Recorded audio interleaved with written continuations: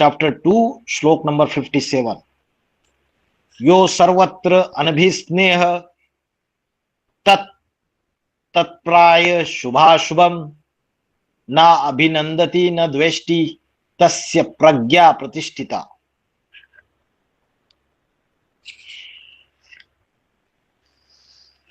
न अभिनंदति,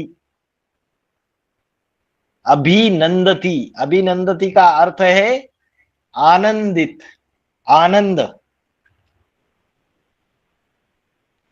द्वेष्टि, द्वेष्टि माना द्वेष करना, किसी का ईर्ष्या द्वेष करना। शुभाशुभम माना शुभ और अशुभ, गुड बैड, अच्छा बुरा। बाबा क्या बोलते हैं मुरली में? अच्छा अच्छा हफ हफ, कड़वा कड़वा थू थू।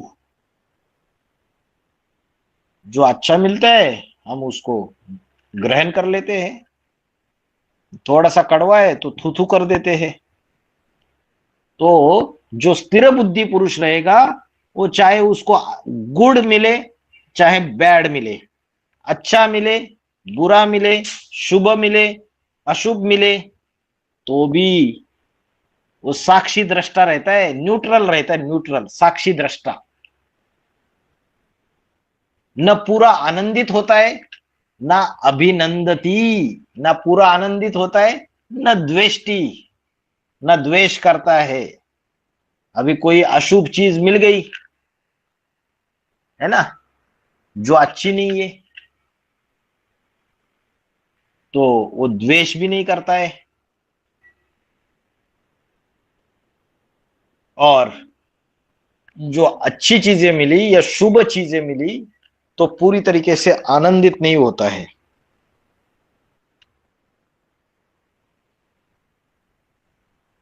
मतलब शुभ और अशुभ इन दोनों में उसकी अवस्था समान रहती है, न पूरा आनंदित न अभिनंदती।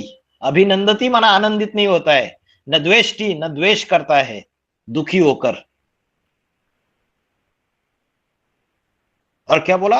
अनभिस्नेह, अनभिस्नेह माना, अरे इसका अर्थ है जो स्नेह से रहित, माना फिर से वही अर्थ है कि ये जो सांसारिक पदार्थ है, शरीर है, शरीर के संबंधी है, इनसे अनासक्त हो जाता है, वो उनसे स्नेह नहीं रखता है, स्नेह से रहित।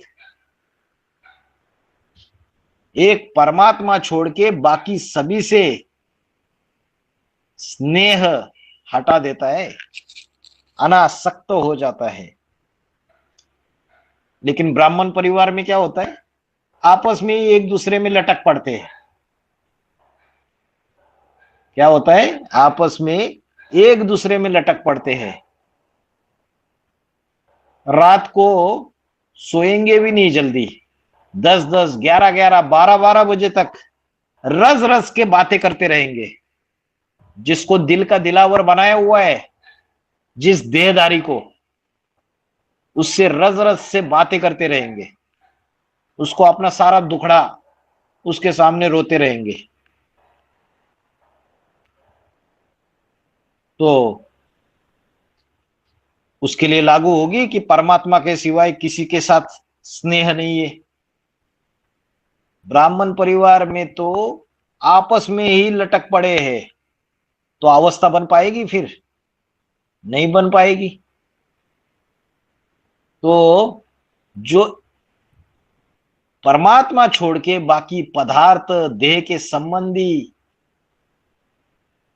जो दूसरे व्यक्ति है ब्राह्मण परिवार में, सभी से स्नेह रहित हुआ। स्नेह रहित हुआ माना अनासक्त, माना अनासक्त। इसका मतलब ये नहीं कि स्नेह भाव से दूसरों से ईश्वरीय सेवा में बात नहीं करनी है, करनी है।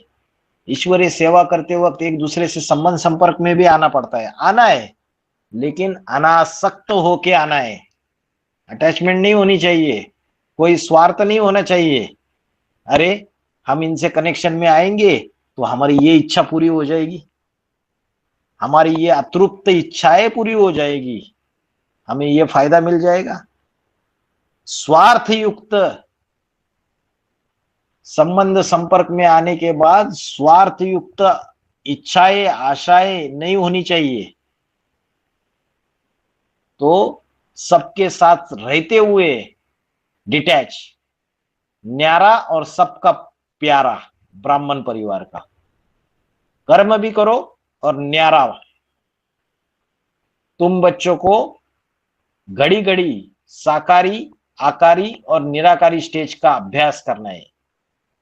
अभी अभी 1 सेकंड में साकारी, 1 सेकंड में आकारी और 1 सेकंड में निराकारी, प्रैक्टिस की बात है।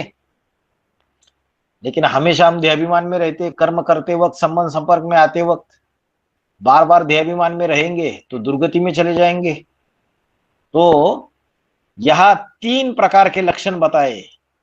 वो सभी से कैसा है? अनासक्त है, डिटैच है, स्नेह रहित है। और दूसरा, शुभ और अशुभ को पाकर भी आनंदित नहीं होता है और द्वेष भी नहीं करता है।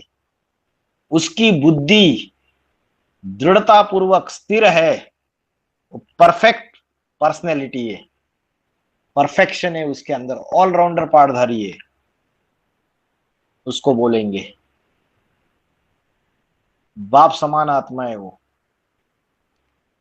जो सब ओर से पूरा स्नेह रहित हुआ, सांसारिक शुभ या अशुभ को पाकर न पूरा आनंदित होता है न द्वेष करता है। उसकी बुद्धि दृढ़ता पूर्वक आत्मा में स्थिर है। यो सर्वत्र अनभिस्नेह तत्तत् तत्प्राय तत्प्राप्य शुभाशुभम न अभिनंदति न द्वेष्टि तस्य प्रज्ञा प्रतिष्ठिता।